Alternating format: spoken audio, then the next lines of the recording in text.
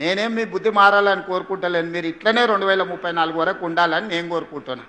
ఎందుకంటే మీలాటోడు ఉంటే నాకు అల్కట్ పని.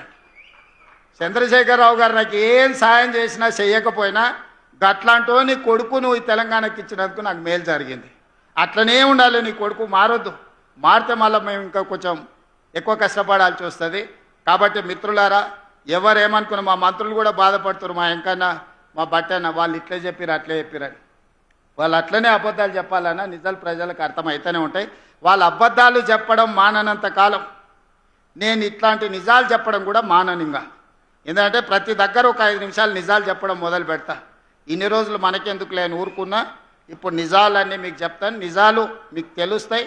ఈ కార్యక్రమాన్ని ఇంత అద్భుతంగా నిర్వహించినందుకు ఈ సనత్ నగర్ టిమ్స్ సిబ్బందితో పాటు మా వైద్య ఆరోగ్య శాఖ మిత్రులందరిని కూడా మరొక్కసారి అభినందిస్తూ మీ అందరి దగ్గర సెలవు తీసుకుంటున్నా. ధన్యవాదాలు మిత్రులారా.